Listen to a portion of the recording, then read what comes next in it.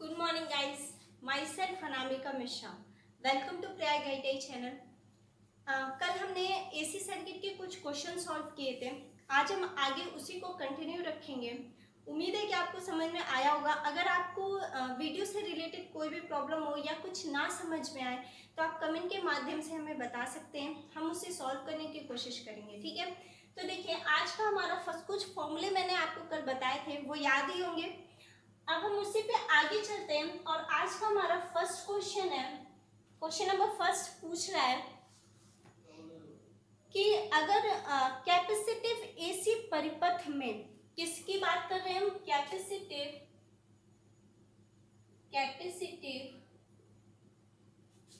AC परिपथ में किसकी बात हो रही है? कैपेसिटिव एसी परिपथ की बात हो रही है। ठीक है, तो ऑप्शन अब देखिए, ऑप्शन से क्लियर होगा कि आपसे क्वेश्चन क्या पूछा जा रहा है। ऑप्शन फर्स्ट है धारा वोल्टेज के आगे चलती है, धारा वोल्टेज के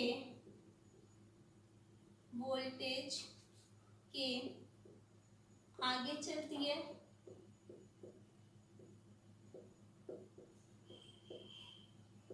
धारा वोल्टेज के आगे चलती है। ऑप्शन बी है धारा वोल्टेज के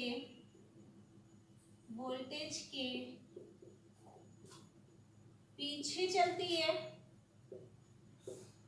धारा वोल्टेज के पीछे चलती है। ऑप्शन नंबर सी दिया हुआ है।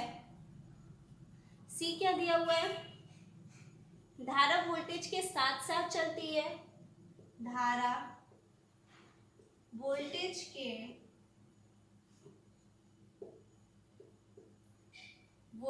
के साथ साथ चलती है। ऑप्शन नंबर डी दिया हुआ है वोल्टेज धारा से आगे रहता है। वोल्टेज धारा से, धारा मतलब करंट, आगे रहता है। देखिए क्वेश्चन पढ़ के समझिए कि आपसे किस कॉन्सेप्ट की या किस बात की बात कर रही है। आगे चलती है, पीछे चलती है, मतलब क्या? लीडिंग और लैगिंग की बात हो रही है। आगे पीछे का अगर हम टेक्निकल वर्ड यूज करें तो हम कह सकते हैं कि किसकी बात हो रही है? लीडिंग और लैगिंग की कॉन्सेप्ट की बात हो रही है। तो मैंने आपको बताया था कि तीन चीजें होती हैं। एक होता है हमारा यूनिटी पीएफ, एक होता है हमारा लैगिंग पीएफ और एक होता है हमारा लीडिंग पीएफ। ठीक है, तो देखिए यूनिटी पीएफ मतलब कि रेजिस्टेंस, प्योर रेजिस्टिव सर्किट है। तो कैसा पीएफ होगा? वो यूनिटी पीएफ होगा। कैसा सर्किट है? Pure resistive. ठीक है, प्योर रेजिस्टिव सर्किट है तो यूनिटी पीएफ होगा। लैगिंग पीएफ है मतलब कि प्योर इंडक्टिव सर्किट है। कैसा है? प्योर इंडक्टिव सर्किट है। और अगर लीडिंग पीएफ की हम बात करेंगे तो हम क्या कहेंगे कि प्योर कैपेसिटिव सर्किट है। तो हम यहाँ पे क्या लिख सकते हैं? Pure capacitive circuit. ठीक है, प्योर कैपेसिटी। ये तीन बातें क्लियर हो गई कि अगर यूनिटी पीएफ है मतलब कि प्योर रेजिस्टिव है, लैगिंग पीएफ है मतलब कि प्योर इंडक्टिव है, और लीडिंग पीएफ है मतलब कि प्योर कैपेसिटिव सर्किट की बात हो रही है। अब देखिए अगर हम कोई भी फेजर डायग्राम बनाते हैं तो हम उसको एंटी क्लॉकवाइज डायरेक्शन में देखते हैं, क्लॉकवाइज डायरेक्शन में नहीं देखते हैं। अब देखिए मान लीजिए कि ये हमारा वोल्टेज है। ठीक है, क्योंकि ऑप्शन में करंट की बात हो रही है और नॉर्मली करंट की ही बात करता है, इसलिए हम यहाँ पे भी करंट को ही लीड और लैग कराएंगे। ठीक है, तो इतनी बात आपको पता चल गई कि अगर रेजिस्टेंस की बात होगी तो यूनिटी पीएफ होगी, इंडक्टिव की बात होगी तो लैगिंग होगा, और कैपेसिटिव की बात होगी तो लीडिंग होगा। ठीक है, अब यहाँ से समझिए, जैसे मान लीजिए ये हमारे पास एक फेजर डायग्राम है। ठीक है, जिसमें ये वोल्टेज है और यहाँ पर करंट की वैल्यू दी हुई है, मतलब कि ये क्या हमारा आई दी हुई है। ठीक है, अब हम फेजर, आपसे क्वेश्चन पूछ रहा है कि बताइए ये क्या है? हमारा 30 डिग्री है। क्वेश्चन पूछ रहा है कि बताइए वोल्टेज करंट से किस नेचर पे शो कर रहा है। तो मैंने आपको बताया कि हम हमेशा किस तरह से देखेंगे, हमेशा हम लोग फेजर डायग्राम को एंटी क्लॉकवाइज डायरेक्शन में देखते हैं, मतलब कि इस तरह एंटी क्लॉकवाइज डायरेक्शन का मतलब कैसा हुआ, इस तरह। और हम ये देखेंगे कि कौन सी वैल्यू पहले आ रही है। तो अगर हम यहाँ से देखना स्टार्ट करेंगे तो करंट की वैल्यू पहले हमें दिख रही है, और इस तरह से भी हम लोग देख सकते हैं कि वोल्टेज से करंट जो है वो आगे की ओर चल रही है। तो हम क्या कहेंगे कि सर ये हमारा फेजर डायग्राम कैसा है, लीडिंग की कंडीशन में। कैसा है, लीडिंग कर रहा है, मतलब कि लीड कर रहा है। और कौन लीड कर रहा है, करंट लीड कर रहा है। वोल्टेज क्या कर रहा है, लैग कर रहा है। मतलब हम ये कह सकते हैं, यहाँ पे दो बातें निकलती हैं। पहली बात ये कि वोल्टेज करंट जो है वो वोल्टेज से 30 डिग्री लीड कर रही है, और या तो हम ये कहें कि वोल्टेज करंट से 30 डिग्री लैग कर रहा है। ठीक है, मतलब जो आगे रहेगा वो लीड करेगा और जो पीछे रहेगा वो लैग करेगा। और हम आगे पीछे कैसे डिसाइड करेंगे, एंटी क्लॉकवाइज डायरेक्शन में डिसाइड करेंगे। तो इससे ये पता चल गया कि ये लीडिंग का कॉन्सेप्ट है, और लीडिंग है तो हमारा कैसा सर्किट है, प्योर कैपेसिटिव सर्किट है। ठीक है, अब अगर हम लैगिंग की बात करेंगे तो लैगिंग में कैसे देखेंगे, मान लीजिए ये हमारा वोल्टेज है, ठीक है, और करंट कुछ इस तरह से, यहाँ पे करंट है, ये क्या है हमारा 30 डिग्री है। ठीक है, ये हमारा P है और ये हमारा I है। अब अगर आपसे क्वेश्चन ये पूछे कि बताइए वोल्टेज से करंट किस तरह का नेचर शो कर रहा है, इसका PF क्या होगा, मतलब कि पावर फैक्टर क्या होगा। तो हम किस तरह से डिसाइड करेंगे, पहले हम देखेंगे कि ये किस क्लॉक मतलब कैसे चलेगा, ये एंटी क्लॉकवाइज डायरेक्शन में चलेगा। और अगर ये एंटी क्लॉकवाइज डायरेक्शन में चल रहा है, मतलब कि वोल्टेज हमारा पहले आ रहा है, तो हम ये कह सकते हैं कि वोल्टेज करंट से 30 डिग्री लीड कर रहा है। क्या कर रहा है, लीड कर रहा है। कौन लीड कर रहा है, वोल्टेज लीड कर रहा है। और दूसरी बात हम क्या कह सकते हैं कि करंट वोल्टेज से 30 डिग्री लैग कर रहा है। क्या कर रहा है, लैग कर रहा है। और किसकी बात की गई है, करंट की बात की गई है। तो आप क्या बोलेंगे कि वोल्टेज जो है वो करंट जो है वो वोल्टेज से 30 डिग्री लैग कर रहा है। मतलब करंट किस तरह का है, लैगिंग नेचर का है। अगर लैगिंग नेचर का है तो कैसी सर्किट होगी हमारी, प्योर इंडक्टिव सर्किट होगी। हम क्या कह सकते हैं कि ये हमारी कैसी सर्किट है, प्योर इंडक्टिव सर्किट है। क्यों, क्योंकि करंट जो है वो लैगिंग की कंडीशन में है। अगर लैगिंग की कंडीशन में है तो इंडक्टिव सर्किट होगी। अब देखिए यूनिटी पीएफ की अगर हम बात करें तो ये जैसे मान लीजिए हमारा वोल्टेज था और सेम फेज में, इसी फेज में हमारा ये हमारा करंट है। तो क्या होगा यहाँ पे, वोल्टेज और करंट दोनों अगर सेम फेज में है तो हम कह सकते हैं कि ये हमारा यूनिटी पीएफ है। मतलब कि ये किस पे वर्क कर रहा है, यूनिटी पीएफ है। और अगर यूनिटी पीएफ है तो हम ये बोलेंगे कि सर्किट हमारी प्योर रेजिस्टिव की कंडीशन में है। ठीक है, कैसी कंडीशन में, प्योर रेजिस्टिव सर्किट है। तो तीन बातें मैंने आपको यहाँ से बताई है, यूनिटी, लीडिंग और लैगिंग का कॉन्सेप्ट। क्वेश्चन देखिए यहाँ पे कई तरह से बनते हैं। एक तो जैसे क्वेश्चन मैंने आपसे पूछ रखा है वो भी पूछ सकता है आपसे। दूसरी बात ये पूछेगा कि इस तरह से डायग्राम बना देगा और डायग्राम बना के आपसे पूछेगा कि बताइए करंट लीड कर रहा है, वोल्टेज लीड कर रहा है, क्या लीड कर रहा है, कितने डिग्री लीड कर रहा है, ये भी आपसे पूछ सकता है। दूसरी चीज ये भी पूछेगा कि अगर प्योर इंडक्टिव सर्किट है तो पावर फैक्टर कैसा होगा, तो लैगिंग नेचर का होगा। मतलब ये 3-4 क्वेश्चन यहाँ से बनते हैं। ठीक है, इस तरह से क्वेश्चन पूछा जाता है। अब हम क्वेश्चन पे आते हैं। क्वेश्चन क्या पूछा है कि कैपेसिटिव एसी परिपथ में किसकी बात कर रहा है, कैपेसिटिव की बात कर रहा है। ठीक है, तो हमें पता चल गया कि कैपेसिटिव एसी परिपथ है, मतलब कि लीडिंग नेचर होगा। और लीडिंग नेचर होगा तो किसकी बात किया है, धारा की बात किया है, मतलब कि करंट की बात किया है। तो धारा वोल्टेज से आगे चलती है। देखिए यहाँ पे वोल्टेज से आगे ही तो चल रही है धारा, मतलब कि ऑप्शन ए हमारा करेक्ट है। धारा वोल्टेज के पीछे चल रही नहीं। हम फेजर को किस तरह देख रहे हैं, एंटी क्लॉकवाइज डायरेक्शन में देख रहे हैं। तो एंटी क्लॉकवाइज डायरेक्शन में देख रहे हैं तो हमारी धारा ही पहले है, फिर हमारी वोल्टेज है। तो पीछे तो चल ही नहीं रही है, धारा वोल्टेज के साथ साथ चली, ऐसा पॉसिबल ही नहीं है। अगर चलेगी तो वो प्योर रेजिस्टिव सर्किट होगा, मतलब कि यूनिटी पीएफ होगा। और वोल्टेज धारा के आगे चल रहा है।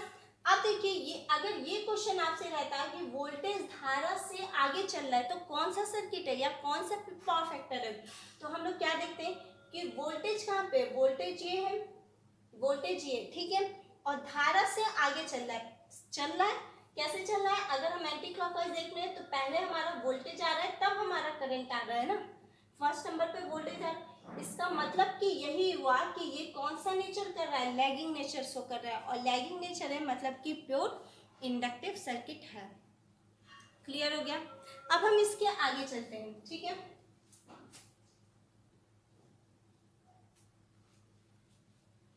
देखिए सिर्फ एमसीक्यू कराना ही नहीं है, एमसीक्यू के साथ आपको कॉन्सेप्ट भी बता रहे हैं, क्योंकि मान लीजिए जो क्वेश्चन हम आपसे एमसीक्यू में दे रखा है वो ना पूछे, लेकिन ये तो 100% क्लियर है कि अगर उस कॉन्सेप्ट से क्वेश्चन आएगा तो आप कर ले जाएंगे। आपको सारी बातें पता रहेंगी तभी तो समझेंगे ना कि क्वेश्चन में पूछना क्या चाह रहा था। देखिए नेक्स्ट क्वेश्चन है, निम्न में से कौन सा संबंध असत्य है।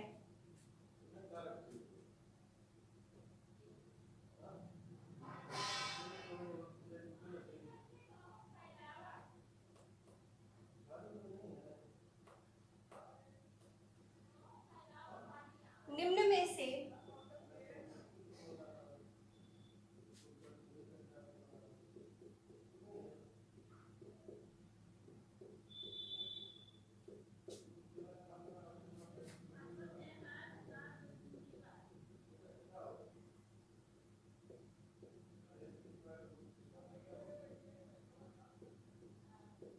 निम्न में से कौन सा संबंध असत्य है, ठीक है।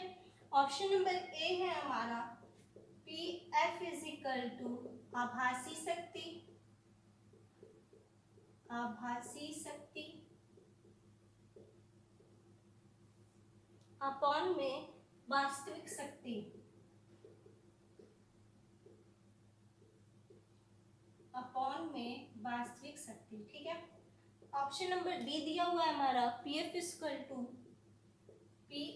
इक्वल टू आभासी शक्ति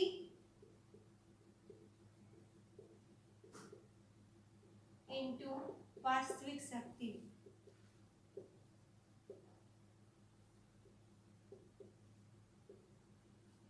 ऑप्शन नंबर सी दिया हुआ है पी एफ इक्वल टू वास्तविक शक्ति अपॉन में आभासी शक्ति, वास्तविक शक्ति अपॉन में आभासी शक्ति।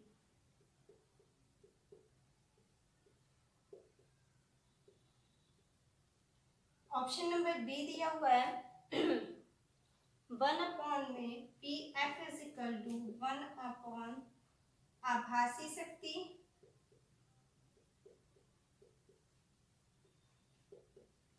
इंटू वास्तविक शक्ति।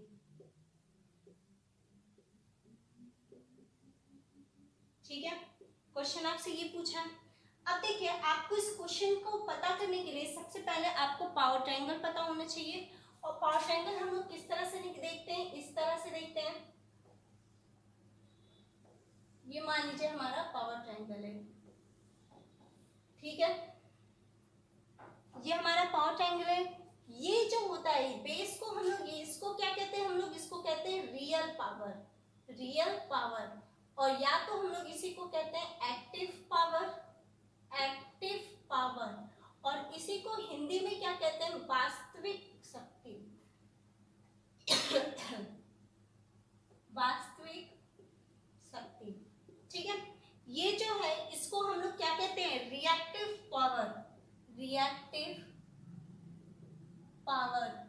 और इसी को हम लोग क्या कहते हैं, एपरेंट पावर, एपरेंट पावर। ठीक है, इसको हम लोग किस में प्रदर्शित करते हैं, ये क्या है हमारा एक्टिव पावर है, तो एक्टिव पावर को हम लोग किस में प्रदर्शित करते हैं, किलोवाट में। रिएक्टिव पावर को हम लोग किस में प्रदर्शित करते हैं, kVAR, मतलब kilo volt ampere reactive. Reactive power है मतलब कि विरोध करेगा ना, तो इसलिए उसको हम लोग किस में प्रदर्शित करते हैं, किलो वोल्ट एम्पियर में। ठीक है, एपरेंट पावर को हम लोग किस में प्रदर्शित करते हैं, kW में, मतलब कि किलो वॉट में। ठीक है, अब अगर यहाँ से ये क्या हमारा, ये हो गया हमारा पावर ट्रायंगल। और यहाँ से अगर हम लोग cos फाई का मान लिखते हैं तो cos फाई इक्वल टू लिखते हैं R अपॉन में Z, होता है ना, cos phi equal to R upon में Z। ये क्या है हमारा पावर फैक्टर का फॉर्मूला हो गया। ठीक है, और अगर हम लोग ये बात करें कि पावर फैक्टर में इस पावर ट्रायंगल को देख करके बताइए कि कौन सी पावर की हम लोग बात कर रहे हैं। तो इसमें ऑप्शन नंबर कौन सा करेक्ट होगा, सी करेक्ट होगा, मतलब कि वास्तविक शक्ति अपॉन में आभासी शक्ति। कैसे, जैसे मान लीजिए कि P F cos phi equal to R upon में जेड, किसकी बात किया है, संबंध असत्य है, असत्य की बात किया है, तो आर अपॉन में जेड मतलब कि हम लोग क्या लिखते हैं, आभासी शक्ति अपॉन में वास्तविक शक्ति। किसकी बात कर रहे हैं हम लोग, सी की बात, कॉस फाई की वैल्यू की बात कर रहे हैं, ठीक है। तो यहाँ पर क्या है कि पी एफ इक्वल टू आभासी शक्ति अपॉन में वास्तविक शक्ति, मतलब कि सही है। दूसरा आभासी शक्ति इंटू वास्तविक शक्ति, ये तो बिल्कुल भी गलत है। और ये वाला ऑप्शन करेक्ट है। कौन सा संबंध असत्य है, असत्य पूछा है, मतलब कि कौन सा गलत है, तो ये वाला जो है वो गलत है। और पी एफ इक्वल टू ये भी गलत है, क्योंकि कॉस फाई इक्वल टू क्या होता है, आर अपॉन में जेड होता है। नेक्स्ट,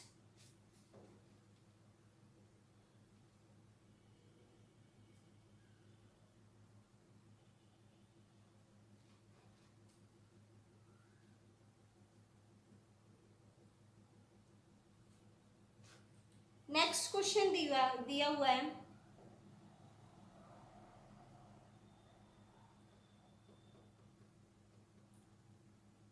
पावर फैक्टर को बढ़ाया जा सकता है, मतलब कि पावर फैक्टर का मान करेक्ट किया जा सकता है, पावर फैक्टर को बढ़ाया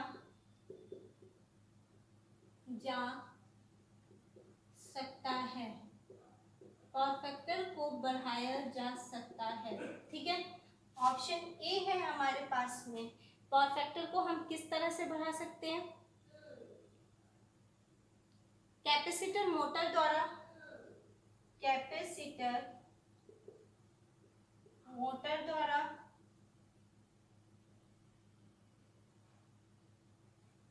कैपेसिटर मोटर द्वारा, ऑप्शन बी है शेडेड पोल मोटर द्वारा, शेडेड पोल मोटर द्वारा, ऑप्शन सी है सिंक्रोनस मोटर द्वारा, सिंक्रोनस मोटर द्वारा, और ऑप्शन डी है हमारे पास रिपल्सन मोटर द्वारा, रिपल्सन मोटर द्वारा। वैसे तो देखिए, अगर यहाँ पर सिंक्रोनस मोटर की जगह, बुक में थोड़ा सा गलत प्रिंट हुआ है, सिंक्रोनस मोटर की जगह सिंक्रोनस कंडेंसर देना चाहिए था। यहाँ पे करेक्ट क्या होगा, सिंक्रोनस कंडेंसर द्वारा, ठीक है। नॉर्मली अगर बात की जाए तो हम कहते हैं कि कैपेसिटर को, अगर हमें पावर फैक्टर को इम्प्रूव करना है तो हम लोग वहाँ पर कैपेसिटर यूज करेंगे। अगर कैपेसिटर यूज करेंगे तो पावर फैक्टर जो होता है वो इम्प्रूव हो जाएगा, मतलब कि बढ़ जाएगा। बट अगर आपके ऑप्शन में सिंक्रोनस कंडेंसर दिया हुआ है तो यही सबसे सही आंसर है। क्यों, सिंक्रोनस कंडेंसर क्या होता है, देखो सिंक्रोनस मोटर वो मोटर होता है जो सिंक्रोनस स्पीड पे चलती है, मतलब कि NS इक्वल टू 120 F अपॉन में P होता है। सिंक्रोनस कंडेंसर की नो लोड पर अगर सिंक्रोनस मोटर को चलाया जाए, और नो लोड पर चलाया जाएगा सिंक्रोनस मोटर को, तो उसको हम लोग सिंक्रोनस कंडेंसर कहते हैं। और ये सिंक्रोनस कंडेंसर जो होता है वो हमेशा फैक्ट्री या बड़े बड़े जो उद्योगशालाएं होती हैं वहाँ पर हम लोग पावर फैक्टर को इम्प्रूव करने के लिए प्रयोग करते हैं। तो ऑप्शन क्या करेक्ट होगा हमारा, सिंक्रोनस कंडेंसर करेक्ट होगा, सही है। नेक्स्ट है,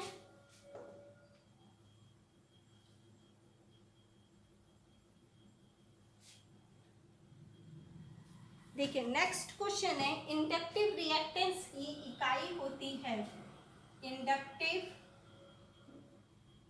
रिएक्टेंस की यूनिट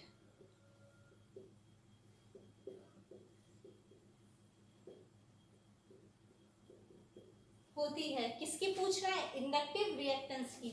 ऑप्शन ए है हमारे पास में मो, ऑप्शन बी है ओम, ऑप्शन सी है सीमेन, ऑप्शन डी है none of the above, none, ठीक है। तो देखिए किसकी बात कर रहा है, इंडक्टिव रिएक्टेंस की बात कर रहा है। इंडक्टिव रिएक्टेंस का मतलब क्या हुआ हमारा, एक्सएल हुआ, और एक्सएल इज इक्वल टू क्या होता है, 2 पाई एफ एल, ठीक है। तो तो जब 2 पाई FL होता है तो इसकी यूनिट क्या होगी, ओम यूनिट होगी। क्या होती है, ओम यूनिट होती है। और अगर आपसे XC की भी पूछा जाए तो इसकी यूनिट भी ओम ही होती है। अगर आपसे इम्पीडेंस की बात किया, जेड की भी बात करें तो इसकी यूनिट भी ओम ही होती है। मतलब तीनों की यूनिट क्या होती है, हमारी ओम ही होती है, याद रखिएगा।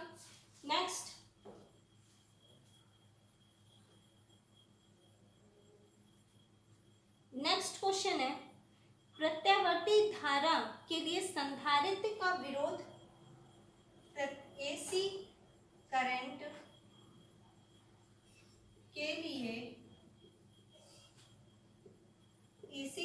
के लिए संधारित्र का विरोध कौन करता है। ठीक है, मतलब ऑप्शन देख के आपको क्लियर हो जाएगा। ऑप्शन नंबर ए है, कौन विरोध कर रहा है। ऑप्शन नंबर ए देखिए क्या दिया हुआ है,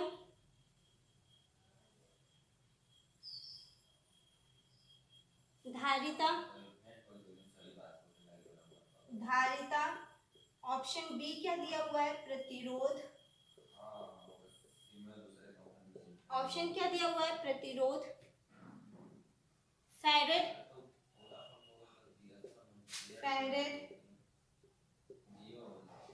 ऑप्शन डी क्या दिया हुआ है, धारिता प्रतिघात।